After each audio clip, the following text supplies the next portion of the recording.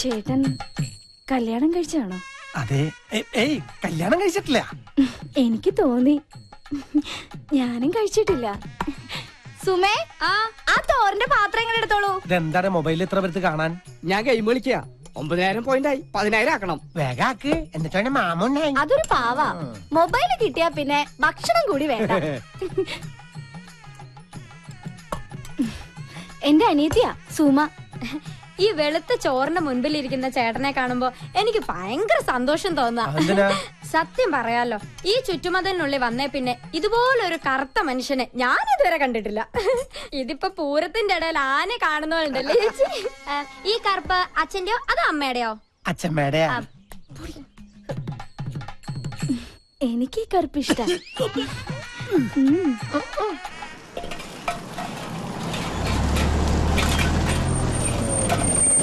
Good morning. Good morning. ഞാൻ കരുതി മിന്നുമോളായിരിക്കുന്നു. കൃത്യസമയത്ത് തന്നെ പണികൾ തീരുവോ? നടക്കും സർ. മണലിലൊക്കെ ഇപ്പൊ എന്താ? ഇതാണോ പുതിയ മെറ്റീരിയൽസ്? അതെ സർ, എല്ലാം ഹൈ ക്വാളിറ്റി.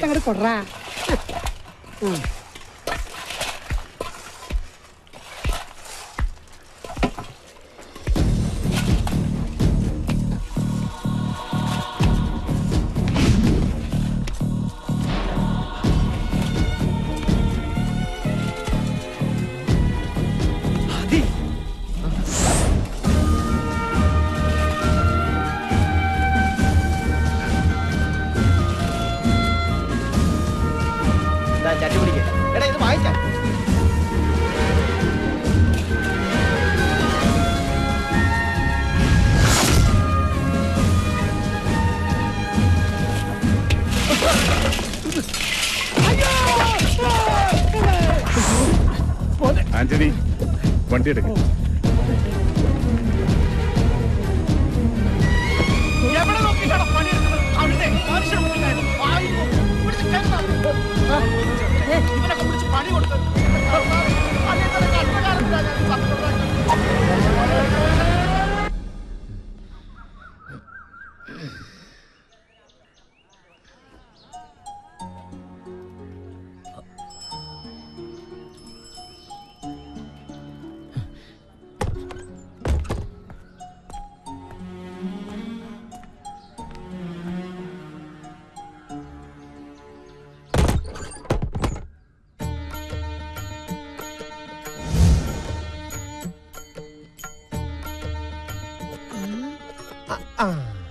ഞാൻ സത്യശീലൻ.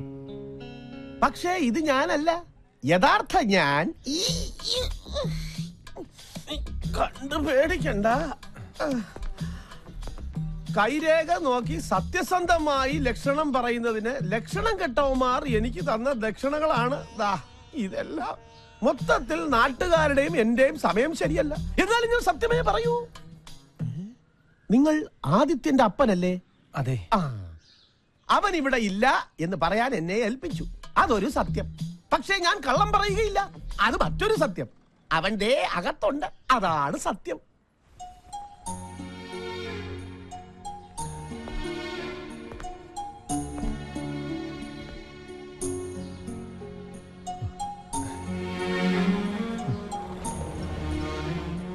നമ്മുടെ ആനയെ കൊണ്ട് പോലും ഭാരം വലിപ്പിക്കാത്തവനെ അപ്പൻ.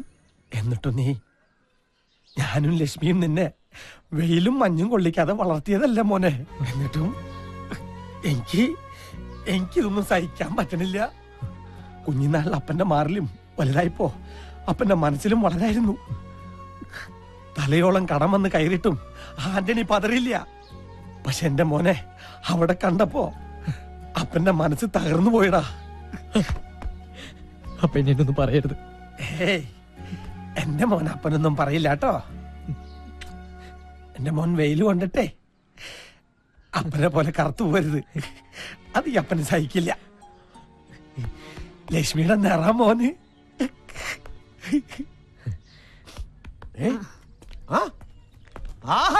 ഹൃദയരേഖയും ദാമ്പത്യരേഖയും പിണങ്ങി കിടക്കുന്നു. നീ ശ്രമിച്ചാൽ കിട്ടാവുന്ന ഒരു നല്ല ജോലിയായിരിക്കും അത്. മിന്ന് ഗ്രൂപ്പിൽ മാനേജർ ആവാനുള്ള എല്ലാ യോഗ്യതകളും നിനക്കുണ്ട്. പറഞ്ഞു വരുമ്പോൾ നീയും പാതി രാജരക്തത്തിൽ പറഞ്ഞവനല്ലേ? ഹൈ, ഏതെങ്കിലും ഒരു കോവിലകത്തിന്റെ പേരങ്ങോട്ട് പറഞ്ഞേക്കണം. നിന്റെ മുഖത്ത് നോക്കിയാ നീ രാജകുടുംബത്തിലല്ലെന്ന് ആരും പറയില്ല. അപ്പൻ എന്തൊക്കെയാ പറയണേ? അപ്പം പറയണ ശരി. ദൈവം സഹായിച്ച് എന്റെ നിറവും കോലവും നിനക്ക് കിട്ടാതെ പോയത് നന്നായി.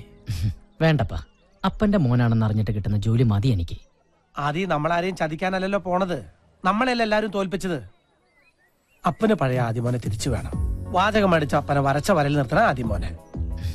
വർമ്മ സാറിനോട് ഞാൻ സംസാരിച്ച് ശരിയാക്കാം. പക്ഷേ തീരുമാനമെടുക്കേണ്ടത് മിന്നുമോളാ. അത് വല്ലാത്തൊരു അവതാര. അവളെ വീഴ്ത്തേണ്ടത് നിന്റെ ഉത്തരവാദിത്ത. അപ്പൻ എന്നെ വഴിതെറ്റിച്ച് അടങ്ങുള്ളല്ലേ? വഴിയാധാരമായ നമ്മുടെ ജീവിതം നമുക്ക് തിരിച്ചു പിടിക്കണ്ടടാ മോനെ. ഇനി എന്റെ ഭാര്യയെ പറ്റി അനാവശ്യം പറഞ്ഞാൽ ഒട്ടുകാലം തല്ലി ഓടിക്കും ഞാൻ.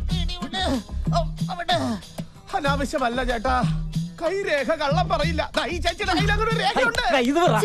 ഒന്നിൽ കൂടുതൽ പുരുഷന്മാരുമായി ഒരു ഭയങ്കരിയാണെന്നല്ലേ പറഞ്ഞത്? അതെ, അവൾ അതിഭയങ്കരമാരെ കാണാത്തോണ്ടാ. അയ്യോ, ഒറ്റ നോട്ടത്തിൽ ആളെ തിരിച്ചറിയുന്ന മിന്നുവിന് മുഖലക്ഷണം അറിയാമായിരിക്കും. ഞാനും വരാം. എന്തിന്? അവിടെ ഒന്ന് എല്ലാ സത്യങ്ങളും വിളിച്ചു പറഞ്ഞ എന്റെ അപ്പന്റെ ജോലി കൂടി കളയാനാ? അല്ല, എന്റെ മുഖലക്ഷണം അവളെ കൊണ്ടൊന്ന് പറയിപ്പിച്ചാലോ? ലക്ഷണം കെട്ട നിന്റെ മുഖത്ത് നോക്കിയ നാട്ടുകാര് വേണ്ടുവോളം പെരുമാറുന്നുണ്ടല്ലോ. എന്നിട്ട് ജ്യോതിഷം പറിച്ചല്ലോ. അതല്ല, വണ്ടി നിർത്താൻ. ബ്രേക്ക് കയ്യിലല്ലേ ഇരിക്കണേ? ഓ, മറന്നു. ഒരു രാജകുടുംബത്തിലംഗം എന്നൊക്കെ പറയുമ്പോ അറ്റ്ലീസ്റ്റ് ഒരു ടാക്സിയിലെങ്കിലും പോണ്ടേ? എന്ത് ചെയ്യാൻ കാശ് വേണ്ടേ? കാശ് ഞാൻ തന്നിട്ടുണ്ടല്ലോ. എന്ത് 10 രൂപയാ? അത് മതി. ആ സ്റ്റോപ്പിൽ നിന്ന് സിറ്റി ബസ് കിട്ടും. 4 രൂപ 50 പൈസ കൊടുത്താൽ മിന്നു ഗ്രൂപ്പ് ഓഫീസിന്റെ മുമ്പിൽ കൊണ്ട് ചവിട്ടി ഇറക്കും. അപ്പൊ ഒരു ചായ കുടിക്കാൻ തോന്നിയാലോ? അതൊന്നും വേണ്ടി വരില്ല. കേട്ടിടത്തോളം അവളെ കണ്ടാൽ ഉടനെ തന്നെ നിനക്ക് തിരിച്ചു വരാൻ സാധിക്കും. അതാദ്യം നിനക്ക് ശരിക്കറിയാൻ ചേട്ടാ. ആദ്യ കാഴ്ചയിൽ തന്നെ ഈ ആദ്യത്തിന്റെ മുന്നിൽ മിന്നു വീണിരിക്കും, അല്ലെങ്കിൽ വീഴ്ത്തിയിരിക്കും. ഓക്കേ? ഓട്ടോ എവിടെ പോവാനാ? ഒന്ന് ക്രോസ് ചെയ്യാനാ. ഒന്ന് പോടാ. നീ പോടാ. എവിടെ നോക്കിയാടി ആളെ കൊല്ലി വണ്ടി ഓടിക്കണത്? മുഖത്തൊരു കണ്ണട ഉണ്ടല്ലോ, എന്നിട്ട് കണ്ടില്ല? നിങ്ങളല്ലേ ശ്രദ്ധിക്കാതെ റോഡ് ക്രോസ് ചെയ്തത്? സ്കൂട്ടർ ഓടിക്കുമ്പോ ദിവാസ്വപ്നം കണ്ടിരുന്നാലേ കാൽനട യാത്രക്കാരെ കാണില്ല. നീ എന്താ നോക്കി പിടിപ്പിക്കണേ? നോക്കടാ. സത്യം പറഞ്ഞാൽ ഇവിടെ നടന്നത് ഈ കുട്ടിയുടെ കുഴപ്പം കൊണ്ടല്ല, അശ്രദ്ധ കൊണ്ട്. അതെ, അശ്രദ്ധ കൊണ്ട് ഇതുപോലെ ഒരിക്കൽ പറ്റിയതാണ് ഇങ്ങനെ. അതെ, കുട്ടിയുടെ നെറ്റിന് ചോര വരുന്നുണ്ടല്ലോ. ചോര വരുന്നുണ്ടോ? എങ്കിൽ സമാധാനം. എനിക്കുള്ളിലാ പറയും, ഞാൻ തലയടിച്ചാ വീണത്. ഒരു ഹോൾ ബോഡി ചെക്കപ്പ് വേണ്ടി വരും. എന്ന് വേണ്ടെന്ന് വെച്ചാ ചെയ്യാം. എനിക്കൊന്ന് പെട്ടെന്ന് പോണം. അങ്ങനെ പെട്ടെന്നൊന്നും പോകാൻ പറ്റില്ല. പോലീസ് വരട്ടെ, കേസാക്കാം. അല്ലെങ്കിൽ എനിക്കത് തല സ്കാൻ ചെയ്യണം. ഇതെന്താ ഇത്? 500 രൂപ മൂത്ര ടെസ്റ്റ് ചെയ്യാൻ പോലും തികയില്ല. ഈ തല സ്കാൻ ചെയ്യാൻ മിനിമം ഒരു 2000 രൂപയെങ്കിലും വേണ്ടി വരും. തൽക്കാലം അത് മേടിക്കേ. ആഹാ, ഇത് ലക്ഷങ്ങൾ മുടക്കി MBA വരെ പഠിച്ച തലയാണ്. കാണികളെ, നിങ്ങൾക്ക് ഒരു കാര്യം അറിയും, ഈ ഒരു തല കൊണ്ട് വേണം ഒരു കുടുംബത്തെ പോറ്റാൻ. അതിങ്ങനെ മൂക്കത്ത് കണ്ണടം വെച്ച് ആകാശത്തേക്ക് നോക്കി വണ്ടി ഓടിക്കുന്നവർക്കൊന്നും പറഞ്ഞാൽ മനസ്സിലാവില്ല. അയ്യോ, എനിക്ക് തലവേദനിക്കുന്നേ, എനിക്ക് സ്കാൻ ചെയ്യണേ. 2000 വെച്ചിട്ടാ? ചേട്ടന്റെ ഫയലിതാ. പോവാ. താങ്ക്സ്. ഒരു 500 രൂപ തരുമോ? സോറി, തരില്ല. 400 രൂപ. 5 പൈസ തരില്ല. 200 രൂപ. ഇത് ഞാൻ പണിയെടുക്കാതെ അധ്വാനിച്ചിട്ടൊക്കെ കാശാ. ടാക്സിക്കാരാ, വണ്ടി എടുക്കും. എത്ര പേരുണ്ട്? എനിക്ക് ഒരു പേരേ ഉള്ളൂ, ആന്റണി ആദിത്യവർമ്മ. തന്റെ ഓരോ പറഞ്ഞ വണ്ടി മിന്നു ഗ്രിപ്പിലേക്ക് ചലിപ്പിക്കും. നമുക്കിനി കാണാതിരിക്കാം കേട്ടോ. വഴിയിൽ നിന്ന് മാറി നിൽക്കും ഭിക്ഷ.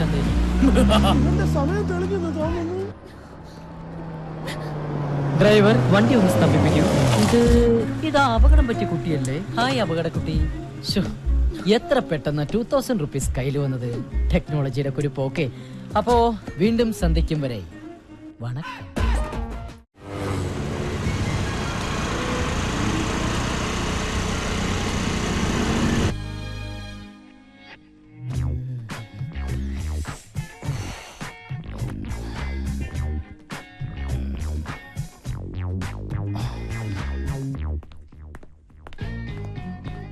ഓ, നീ ഇവിടെയാണോ ജോലി ചെയ്യുന്നത്? എന്നാ നിന്റെ ശനിദശ തുടങ്ങി മോളെ.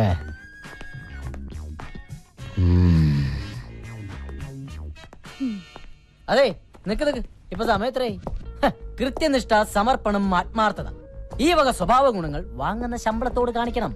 അല്ലെങ്കിൽ കിട്ടുന്ന ശമ്പളം നാട്ടുകാർക്ക് സ്കാനിങ്ങിനും എക്സ്റേക്ക് കൊടുക്കാനേ കാണൂ. മൂക്കിലൊരു കണ്ണട വെച്ചത് കൊണ്ട് മാത്രം ഇവിടെ ഒരു പെണ്ണും ഇന്ദിരാഗാന്ധി ആയിട്ടില്ല. കണ്ണുരുട്ടി പിടിപ്പിക്കാതെ പോയി അറ്റൻഡൻസിൽ ഒപ്പറി. പേടിച്ചു പോയി പാവം. വെൽട്ടൻ ആദിത്യവർമ്മ. വെൽട്ടൻ. പേരാദിത്യവർമ്മ, രാജരക്തത്തിൽ ജനനം, എന്റെ കൈകൊണ്ട് മരണം. Adityavarma. Yes.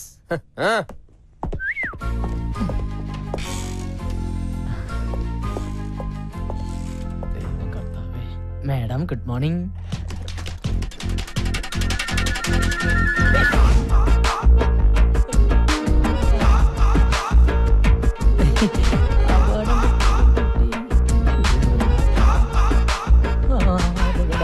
You are a best performing artist. Thanks. ആണോ? മുഖത്ത് നവരസങ്ങൾ ഇങ്ങനെ അലതലകയല്ലേ? ഇടയ്ക്ക് ഇങ്ങനെ തല്ലാറുണ്ട്. കലാമണ്ഡലത്തിൽ പഠിച്ചിട്ടുണ്ടോ? Oh my god. ആ രൂപ വേണ്ടല്ലേ? ടെക്നോളജിയുടെ ഒരു പോക്കേ. ആളറിയാതെ പറ്റിയതാ. ഇരിക്കാനല്ലേ പറഞ്ഞേ? ആ സർട്ടിഫിക്കറ്റ്സ് ഇങ്ങ് തരൂ. എല്ലാ സർട്ടിഫിക്കറ്റ്സും ഉണ്ട്. നിനക്കെന്താടാ വല്ല മൂൽ എങ്ങനെ മിന്നുമോളെ എല്ലാ സർട്ടിഫിക്കറ്റും ഉണ്ടാ നോക്ക്. സപ്രത്തിന് വേറെന്തോ പറയാൻ വന്നാണ് ഞാൻ പെട്ടെന്ന് മറന്നുപോയി. വേണ്ടായിരുന്നു. ഇതിനകത്ത് സ്കാനിംഗ് റിപ്പോർട്ട് ഇല്ലല്ലോ. സ്കാനിംഗ് റിപ്പോർട്ടോ? ഇവിടെ ജോലി ചെയ്യണമെങ്കിൽ ഹോൾ ബോഡി സ്കാനിംഗ് റിപ്പോർട്ട് നിർബന്ധം. അത് മാത്രം പോരാ, നീ രാജരക്തത്തിൽ പിറന്നാണോന്ന് അറിയാൻ വേണ്ടിട്ട് രക്തം, കഫം, മലം, മൂത്ര എല്ലാം എനിക്ക് ടെസ്റ്റ് ചെയ്യണം. ഇല്ലേ മിന്നു? എത്രയും പെട്ടെന്ന് സ്കാനിംഗ് റിപ്പോർട്ട് കൊണ്ടുവരും. ഇത് മിന്നുവിന്റെ പുതിയ തീരുമാനമാണ്. ഇതറിയാതെ പലരും ഇവിടെ ജോലി ചെയ്യുന്നുണ്ട്. ഞാൻ ശരിയാക്കി തരാം. മാഡം, ആളറിയാതെ പറ്റിപ്പോയ അബദ്ധത്തിന് ക്ഷമ ചോദിക്കുന്നു. അതിനുള്ള ശിക്ഷയാണ് ഈ സ്കാനിംഗ് എങ്കിൽ ഞാൻ ചെയ്തിട്ട് വരാം. പക്ഷേ ഈ വേക്കൻസിയിൽ എന്നെ തന്നെ പരിഗണിക്കണം. ഇയാൾ അധികം സംസാരിക്കണ്ട. പോയി സ്കാനിംഗ് റിപ്പോർട്ടുമായി വാ. എന്നിട്ട് തീരുമാനിക്കാം എന്ത് വേണമെന്ന്. ആദിത്യവർമ്മ, ഒരു ടൈ കെട്ടിയത് കൊണ്ട് മാത്രം ഒരാണും പണ്ഡിറ്റ് ജവഹർലാൽ നെഹ്റു ആവില്ല. ചെല്ലും.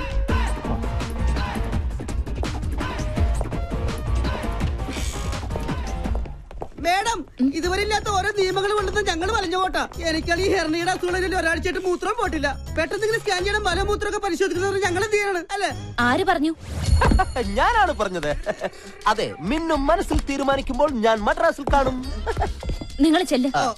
പെട്ടെന്ന് പോകാം. ദേവി സ്കാൻ സെന്ററിൽ ചെന്ന് ടെസ്റ്റ് ചെയ്താൽ മതി. എല്ലാരും പോണമെന്നില്ല. എല്ലാവരുടെ മൂത്രവും കൂടെ ഒരു കുപ്പിക്കകത്ത് ഒഴിച്ചു വാങ്ങിച്ചിട്ട് നീ കൊണ്ടുപോയാൽ മതി.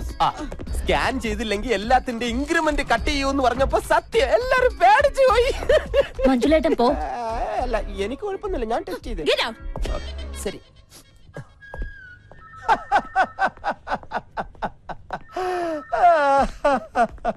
നീ അവളുടെ കയ്യിൽ നിന്ന് ഒപ്പിച്ചത് 2000 രൂപ. അവളെ പേടിച്ച് നീ സ്കാനിങ്ങിന് കൊടുത്തത് 3500 രൂപ. അവളെ ആർക്കാടാ പേടി? പിന്നെ എന്റെ അപ്പനെ ഓർത്ത് ഞാൻ ശ്രമിച്ചതാ.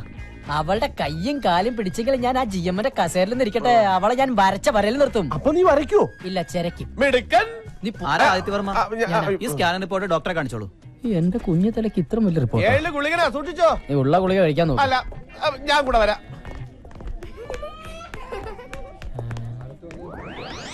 ഇതെന്താ ബീവറേജിന്റെ ക്യൂ? ദേ, ഒരു ചെറിയ നീണ്ട ക്യൂ ആയതുകൊണ്ട് പെട്ടെന്ന് അങ്ങോട്ട് പോവാ. ഇനിയിപ്പോ എന്ത് ചെയ്യും? ഒരു ഐഡിയ ഉണ്ട്. കൂടെ നിക്കണം. ജ്യോതിഷം പോലെ കുളമാക്കരുതേ. വാ. എന്തൊരു വിധി! കപട രോഗിയെ ഒറിജിനൽ രോഗി തള്ളുന്നു. അയ്യോ,